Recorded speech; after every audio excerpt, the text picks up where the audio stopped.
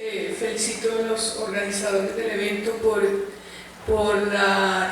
este importante espacio que crean para discutir el tema de los discursos, la configuración de los territorios y diversas experiencias de carácter académico y de carácter, digámoslo,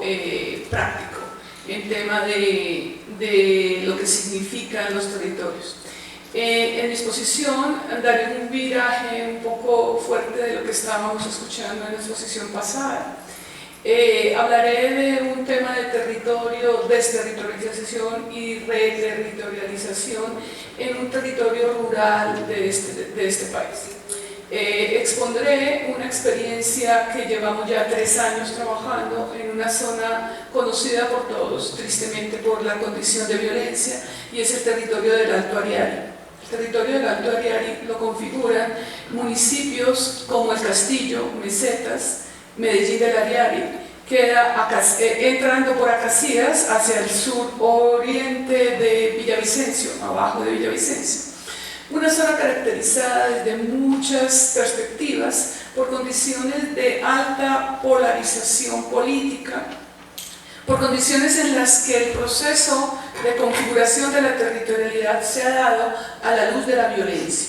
Desde los años 20, desde los años 30, esta zona del país ha sido casi que el emblema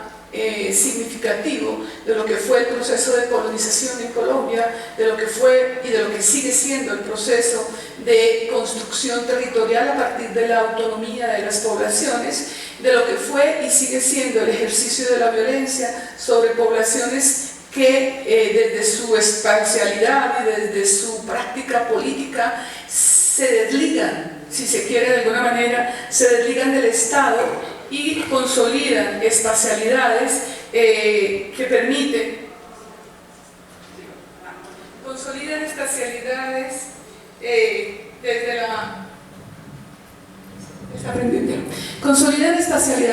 desde la práctica misma de la resistencia. Con el semillero de investigación que tenemos, uno del semillero de investigación que tengo desde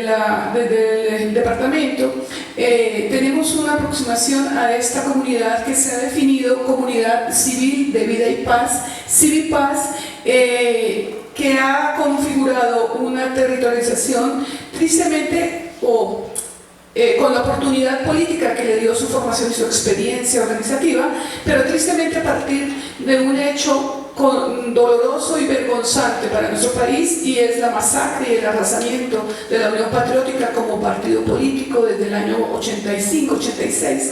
Esta población demuestra y pone, cuando Eric me invitó a hablar del tema de la territorialización del discurso y la construcción de territorios, creo que es una experiencia interesante porque pone en práctica ya no un discurso de resistencia, sino un ejemplo de resistencia. Entonces, este trabajo se desarrolla en este territorio. Este territorio es el departamento del Meta, Villavicencio, su capital, y esta zona es la zona del Alto Ariari.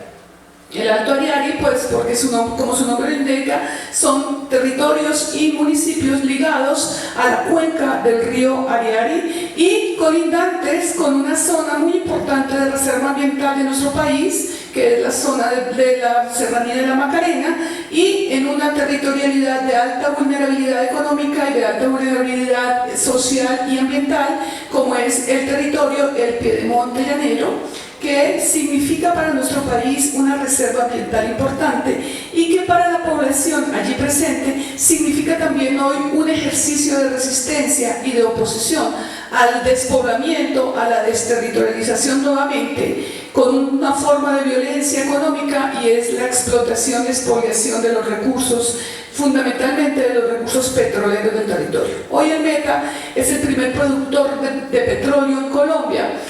y ha sido consolidado de esa manera a partir del ejercicio de la violencia estatal, a partir del ejercicio de la desterritorialización de las grandes multinacionales y a partir de la locura, de alguna manera un frenesí que tienen nuestros gobernantes y nuestro modelo económico de encontrar petróleo y sacar cualquier gota que exista en cualquier punto. Uno de los elementos importantes de los que podemos dar cuenta en este proceso es de la resistencia de las poblaciones de meseta, de la población de lejanías, de la población colindante con el territorio de la Serranía de la Macarena, en la resistencia a la explotación petrolera, que hoy es casi un hecho, y que son estos campesinos, es esta población la que logra o de alguna manera libra esta pelea, que en medida y en gran medida tendría que ser de todos nosotros.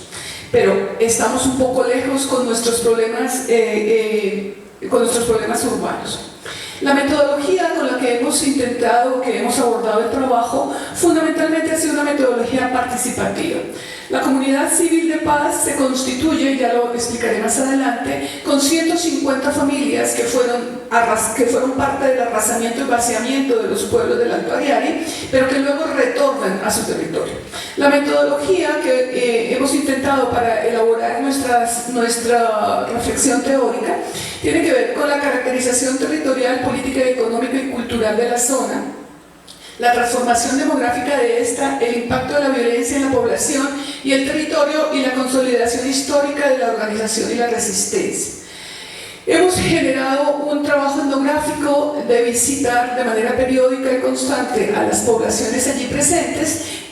observando y escuchando y aprendiendo de ellos cómo lograron apropiar el territorio, cómo se consolida la configuración de este y cómo ellos integran hoy desde su resistencia política la resistencia ambiental y las opciones de reterritorializar sus vidas y reterritorializar sus municipios y sus espacialidades a partir del ejercicio práctico de economías alternativas, y siguen estando, como siempre lo han estado y como lo estuvieron sus ancestros, lejos de la tutoría estatal. O sea, es un grupo de población que no aceptan y no aceptaron ni siquiera para regresar el acompañamiento del Estado. Se definen como zona humanitaria y comunidad civil de vida y paz dentro de la configuración incluso del derecho internacional que les permite y les da protección. El ejercicio participativo, el desarrollo del ejercicio relacionado con las cartografías sociales que hemos trabajado con ellos, la recuperación física de los espacios simbólicos y el acercamiento de la comunidad académica a las experiencias de resistencia. Resistencia civil, definida como ejercicios públicos y transparentes, como una necesidad de generar procesos que sean difundidos. Resistencia civil definida como voluntaria y consciente. Se trata de una praxis ética frente a las transgresiones y de un dominio particular. Y resistencia civil definida también como no violenta. Pensamos aquí en el desarrollo de estrategias no violentas que se sustentan en el poder de una masa activa, firme y comprometida. De alguna manera, estos principios de definir la resistencia civil como un derecho es parte de lo que la población allí enarbola y siempre enarbolado. O sea, el derecho no solamente a enfrentar de manera autónoma la construcción del territorio, sino a generar procesos de resistencia civil que los empoderen frente a sus recursos y frente a sus capacidades. Resistencias en caliente, lo llaman ellos, cuando es un proceso de búsqueda de autogestión y representación o representación directa en el Estado tras fallidos intentos de establecer canales de comunicación y representación. La comunidad civil de paz del Alto Ariari llama y se definen ellos como personas y grupos de población que han generado procesos de resistencia en caliente. Quiere decir ello que a la luz y en medio de la masacre más grande que vivió este país, ellos se resistieron a ser dominados, ellos se resistieron a salir incluso, costándole la vida a muchos, y luego se resistieron hasta afuera y decidieron regresar. Es una experiencia de empoderamiento. El paso de la centralización organizativa a la multiplicidad de las organizaciones campesinas con reivindicaciones locales. Es muy importante porque no son solamente grupos de familias campesinas, sino que al lado de ellos hay organizaciones sociales, organizaciones políticas, incluso organizaciones de carácter internacional que apoyan y han dado un soporte de alguna manera, sino económico, emocional y político a esta condición de resistencia. La historia del territorio, el hecho de que un grupo de población se resista y lo haga de manera efectiva a costa de su vida, no es un proceso aislado de la historia política de nuestra población y de la historia incluso de poblamiento de nuestro territorio colombiano. Lo que antes era conocido como los antiguos territorios nacionales son hoy los departamentos, y fueron después del 88, después del 89 y la Constitución del 91, y finalmente son hoy los territorios donde con mayor fuerza crecieron las fuerzas insurgentes, con mayor determinación tomó fuerza procesos autónomos y autogestionarios incluso de poder y de ejercicio de justicia, pero también fueron los territorios donde los cultivos ilícitos y todos los procesos de alguna manera entre comillas, si se quieren, ilegítimos por parte del Estado, tienen una fuerza y una autonomía grande. La colonización, como una construcción de espacialidades, se generó en todo nuestro país en lo que luego se llama la expansión y la ampliación de la frontera agrícola, a partir de fuerzas económicas, a partir de procesos estatales en la adjudicación de partidos y a partir de fuerzas políticas. Hemos generado una discusión en torno a que la colonización, en mi criterio y en el criterio del grupo de investigación, siempre ha sido una colonización dirigida. No es solamente dirigida la que el Estado determina al establecer puntos en el territorio nacional en los cuales directamente llevaba poblaciones a que poblaran este territorio y les adjudicaran una serie de baldíos. Ese fue uno de los elementos fundamentales de la ampliación de la frontera agrícola en Colombia, pero hubo uno que antecedió y era hacia la zona del Caquetá y hacia la zona del Ariari y hacia la zona de la Orinoquía y la Amazonía, las fuerzas económicas de finales del siglo XIX y principios del siglo XX, las caucherías y toda una serie de fuerzas transnacionales que en ese momento ya llegaban a Colombia y incluyeron en ese territorio,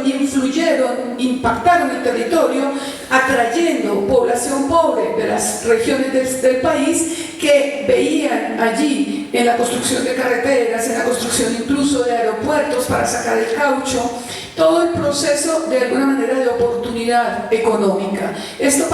pasa a un inicio del siglo XX, esto pasa hacia mediados del siglo XX, y en este mismo momento en Colombia todo el proceso de violencia bipartidista genera una expulsión masiva de población de algunas regiones del país, las zonas de Cundinamarca, las zonas del norte del Tolima, las zonas de Caldas, el antiguo cafetero, zonas de Santander y de Cundinamarca, ya digámoslo, permeadas por elementos de alguna manera de organización política a partir de la configuración del Partido Comunista y de la organización campesina en comunes, o todo el proceso de las guerrillas liberales que también forman parte de la historia de nuestro país. Estas fuerzas generan procesos de colonización a la luz de lo que la estrategia del inicio de las FARC llamó las columnas en marcha. Las columnas en marcha fueron procesos en los que el naciente movimiento insurgente del país llevó a la luz, y con ellos grandes contingentes de campesinos, familias enteras, grandes cantidades de mujeres, niños, adultos, combatientes, a la luz de configurar territorios para el control y para la productividad y para la formación política y para la resistencia, fundamentalmente. Con estas columnas en marcha y con estas fuerzas políticas leemos otra direccionalidad de la colonización que hoy, por supuesto, tiene una representación, tiene una consecuencia en la politización de una gran cantidad de territorios. Pero esta adjudicación de baldíos y estas fuerzas políticas no iban de manera distantes, o sea, las fuerzas políticas iban y consolidaban un pueblos como Cubarral o como El Dorado o como El Castillo, que Cubarral generó a partir de fuerzas políticas conservadoras la colonización de este territorio. El Dorado y El Castillo, que son colindantes, se generan a partir de las fuerzas políticas de izquierda, de las columnas en marcha. Hoy todavía tienen, digamos, procesos de controversias políticas, pero han generado fuerzas importantes que se contraponen sobre la construcción del territorio. Las oleadas migratorias de las migraciones coloniales tienen diferentes procesos.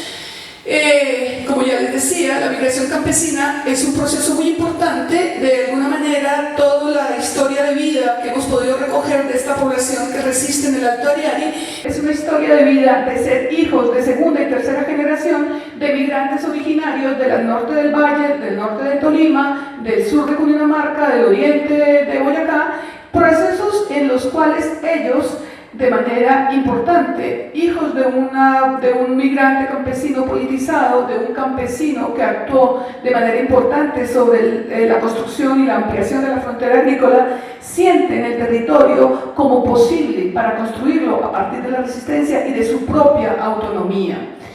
Hay concesiones empresariales importantes en este sitio como hechos fundacionales, influencia del Partido Comunista y las columnas en marcha. La territorialización y la organización comunitaria. Generalmente, las dinámicas de territorialización y organización comunitaria se dan desde la llegada misma al territorio de la población migrante. La Organización Espacial del Alto Ariari, a partir de las filiaciones políticas, estaban presentes los liberales, los conservadores y el Partido Comunista, siempre han estado presentes estas organizaciones. La organización campesina como alternativa a la construcción, vamos a ver cómo hay procesos de cooperativización muy importantes. El sindicato Sindragrim ha sido un sindicato de campesinos que ha tenido muchísima relevancia en el proceso productivo y en el proceso organizativo. Hay una construcción importante de liderazgo a partir de este proceso comunitario y hay una construcción de identidad y tejido social y comunidad muy importante. Politización de los campesinos, y hay una cosa muy grave, ha sido el estigma de la población, sobre la población con el que han crecido estas zonas de frontera en nuestro país. Este estigma, que de alguna manera forma parte de esa lucha ideológica en contra de la oposición que se desata en este país y que se desata desde la guerra civil de 2000 días y desde antes, pero que tiene un punto culmen en el proceso de la violencia y ese Frente Nacional, que solamente es permitido ser liberal o conservador. Ser de cualquier otro partido político o de cualquier otra opción política significa una condena porque es un sinónimo de subversión, de subvertir lo que está hecho. Este estigma de la población, como esa población que encarnaba esa condición de subvertir el orden, genera y de alguna manera justifica toda la arremetida paramilitar de la que fue víctima el territorio. La pacificación nacional, como el Plan Lazo, uno de los elementos muy importantes que tuvo el énfasis violento sobre la población a partir de los años 90.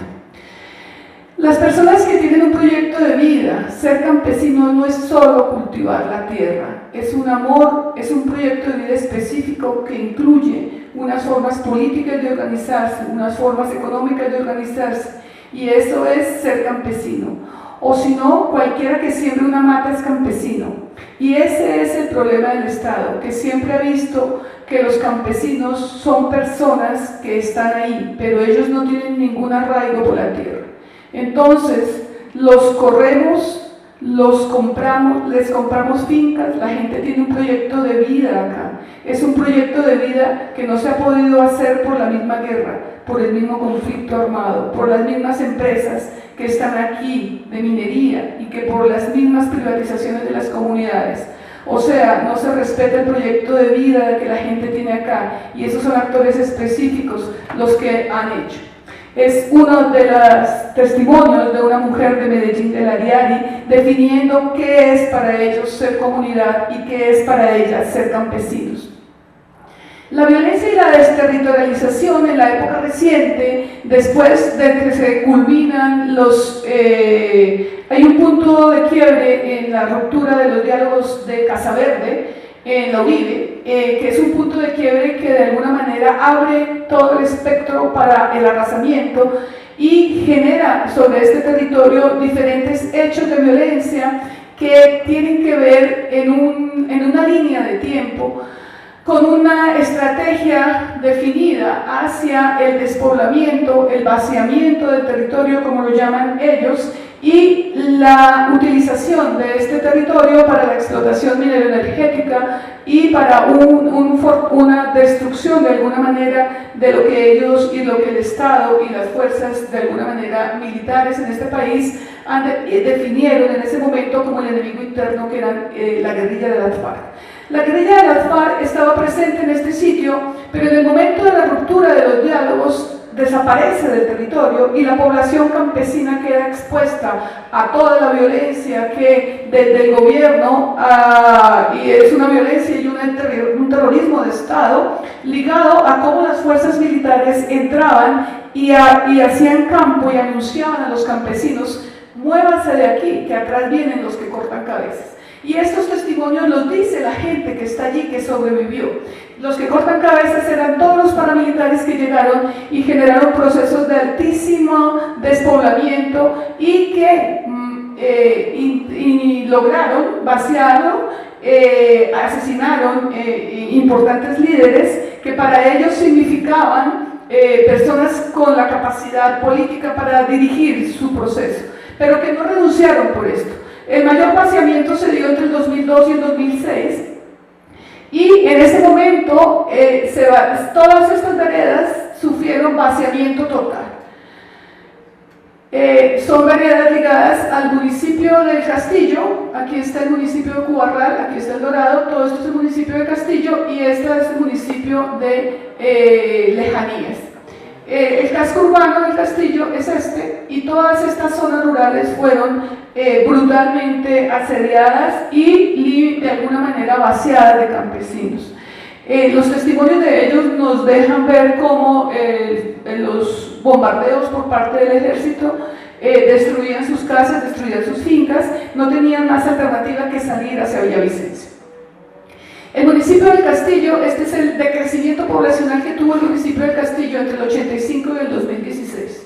Pasa de tener en el 85 cerca de 13.000 habitantes a disminuir a casi la mitad de su población. Es un vaciamiento real. O sea, no es ni un discurso ni nada distinto a un despoblamiento de este territorio. En este momento, gran parte de estas 150 familias que fueron desplazadas hacia diferentes, fundamentalmente 3 o 4 barrios de Villavicencio, deciden configurar su comunidad civil de vida y paz, Civipaz, y configurarla como una zona humanitaria. La configuración de zonas humanitarias tiene una protección en el derecho internacional, el derecho humanitario, y está cobijada por los acuerdos de Ginebra de 1949. Se definen zonas humanitarias en territorios de alto conflicto y de alta violencia, definidas como zonas de protección sanitaria, zonas de desmilitarización o zonas seguras humanitarias en Ruanda, también como uno de los elementos fundamentales. Es un ejemplo clásico en los que un territorio en guerra define consolidar un espacio donde puedan vivir y tomar determinaciones de manera autónoma sin la intervención estatal. La zona humanitaria de Colombia, existen 5 zonas humanitarias en Colombia: San José de Apartadó, Cacarica, Curvarado y Jiguamandó, El Castillo y Buenaventura. El Castillo es la zona humanitaria de la que les estoy hablando. Fundamentalmente se establece a partir de determinar que existe en este territorio una violación de los derechos humanos, que la población tiene una resistencia a la presencia de actores armados allí y no hay un reconocimiento del Estado. Al contrario, el Estado es determinante y es identificado por la población como responsable de la violación de los derechos humanos. Y hay una ruptura con el marco institucional. Esta ruptura con el marco institucional lo hacen de manera consciente estas poblaciones y definen retornar. Ya no hay un proceso de retorno, sino de regreso, porque el Estado ha definido el retorno, pero ellos se oponen a ser parte de esta política estatal y dicen: regresamos de manera autónoma y con el acompañamiento de algunas entidades internacionales en tema de protección.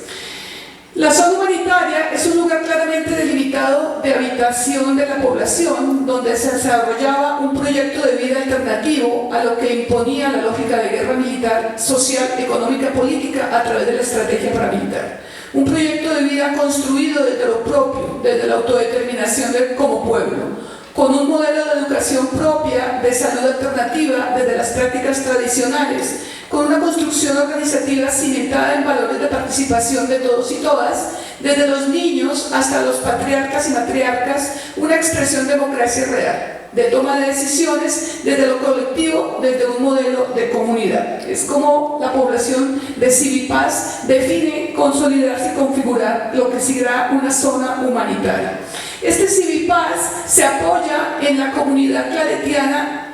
como un apoyo importante de la comunidad católica de Paz, que los ayude y los acompañe en el retorno. El retorno no fue nada fácil, fue tomar buses desde Villavicencio, regresar con lo poco que tenían, pero con el acompañamiento fundamentalmente de los sacerdotes presentes de la comunidad claretiana allí y de algunas comunidades y algunas ONGs internacionales de derechos humanos. La organización fue autónoma, con recursos propios. En estas cinco barrios de Villavicencio se habían construido nuevamente las viviendas de desplazados. Toda esta población era parte de la población desplazada de Colombia, de los 6 millones y pico. Ellos deciden regresar, algunos no, algunos con mucho miedo y con una historia muy dolorosa tras de haber sido muertos sus hijos o sus esposas o masacradas familias enteras.